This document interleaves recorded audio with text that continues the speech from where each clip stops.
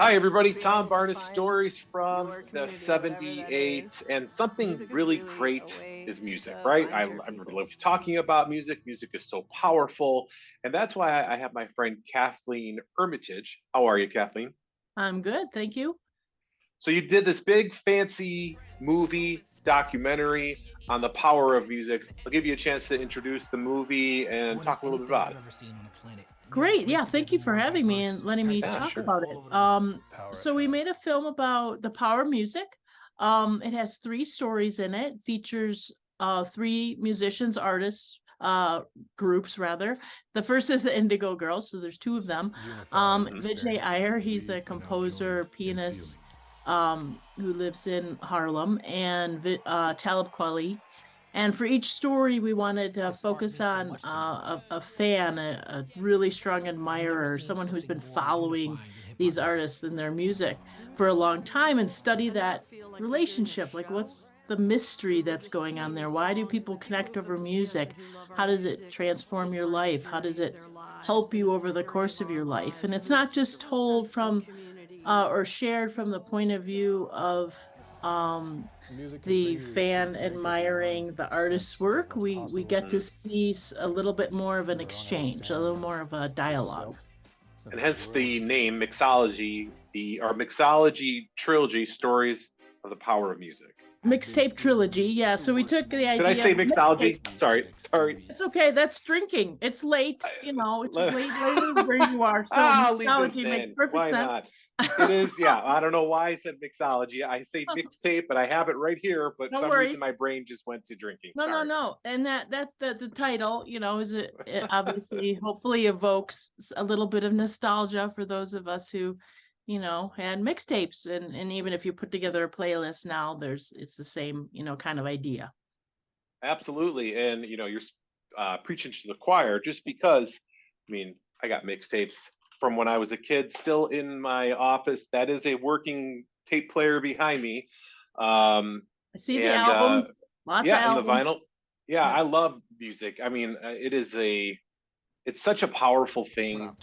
Music. I think a lot of people underestimate how much it can affect your mood. It can affect your just overall disposition on life. Really, you hear a song that you haven't heard in a long time, and you love the song you just haven't heard in a long time. Like for me personally, sometimes it could get me a little misty in the eyes. You know what I mean? Absolutely. Yeah, and even, I mean, in our film, "Closer to Fine" is one of the Indigo Girls pieces. Yeah. We included as much music as we possibly could license and afford in this film, and it all sounds great. But yeah, I mean, Indigo Girls song in "Closer to Fine" for a lot of people, that has been around for 40 plus years, Can you and believe that? How did you that can't happen? believe that. And then it's funny that it kind of got, people are talking about it more because of the Barbie movie. So, Uh-huh. because they sing along when they're driving in the car. But yeah, music definitely has that kind of connection. I mean, I think it's a go-to to de-stress or to escape and it definitely connects us to a place and time. Did you find it interesting of what the artists thought of their fans who love that music and was affected by their music? I mean, what their response was in seeing that? I mean, I'm sure every artist knows that people like their music. That's why they come and see them. But to have like that encounter has got to be a little bit interesting, just because it's something that you don't really get to see on camera or in person. Yeah, and I think we tried to show, and I think we did achieve this. We tried to show how there's like this dialogue. So there's certain things that might be going on around or within the time period of when artists are creating music, and that those events. And there is a story in the Indigo Girls section, the first story about this, that there are events that actually have to do with their playing at a school in high school and the kind of the the consequence of that there's I don't want to give away what happens in the story, but Sure.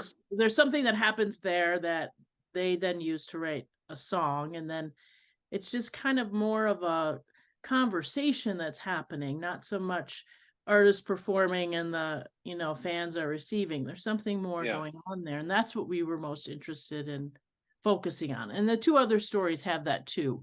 So yeah, that was great fun for me to see that, that there's this more of this dialogue.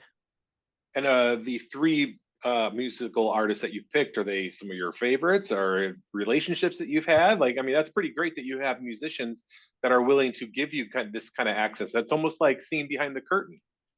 Yeah, no, for sure. Indigo Girls, I've liked for a long time, and they were on my wish list of. I had hoped they would join our project, and I was grateful that they did.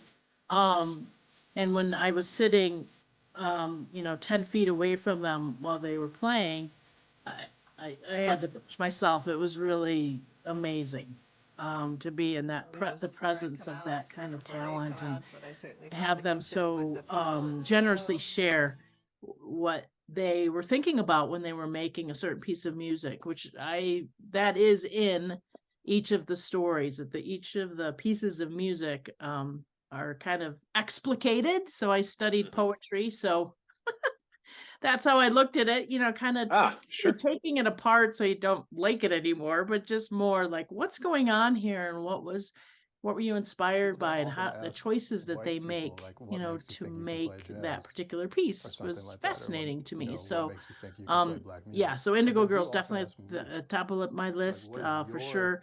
Vijay Iyer is a great artist. I just saw him in Denver a month ago, and just a great human being. I had heard a cover of his. He did a Michael Jackson's Human Nature, and so that's when I first heard of him. And he's just a great advocate for all kinds of things. And Talib Kweli, pop music, I was familiar with more with Listen and some of the other pieces. I knew every ghetto from the show. But it wasn't, his lyrics are so dense. We had a lot of fun with them in the movie. You'll see what we did with them. And you're bringing this movie back to Chicago, and I say back just because you have some Chicago ties, right? The people who are oppressed. Yeah, I grew up in Arlington Heights. Went to school in Mount Prospect, and then I went to Loyola and Northwestern. Lived in Evanston for a very long time, and lots of family and friends there. It's going to be a really great fun and reunion on Sunday when we screen the film at the Davis Theater. Yeah, and the Davis Theater, I mean, a great theater. Everything around that theater is fantastic. It's just a great vibe.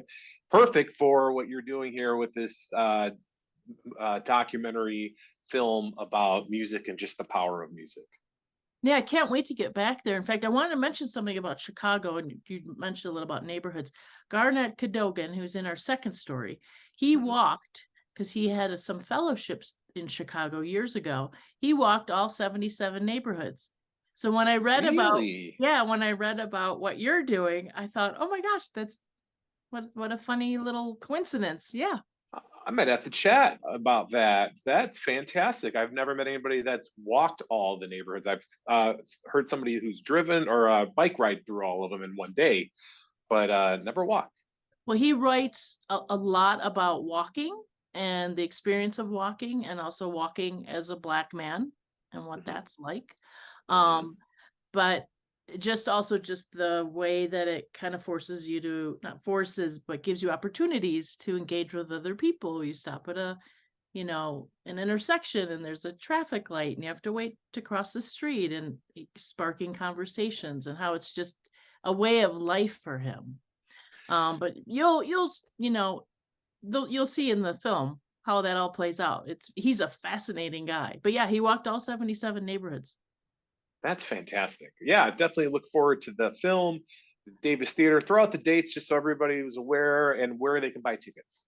Yes, it is screening on this Sunday, November 12th at the Davis Theater at 4 p.m. There will be a Q&A after with Garnet. He's actually coming in from MIT, where he teaches, for this. And fantastic. We are so lucky to have film critic God, Richard Roper. I still can't believe it. He's going to do the Q&A for us, which I'm going to have to be on my toes for that. and it benefits the People's Music School. Mhm. And they have a 100%, I'm sorry, tuition-free music instruction for kids in Chicago. So we're really excited to have them as a partner. Yeah, And and that full circle of how important music really is, and to yeah, learn and yeah, I'm teach. excited to meet them in person too. They've been wonderful to work with. And the tickets, you can go to our website, mixtapetrilogy.com. And that is also the name of the film documentary, hence the not .com part, but the first part you said there. So thank you, Kathleen, very much. I appreciate you taking time to chat with me. Thank you so much for the opportunity. It was fun. Of course.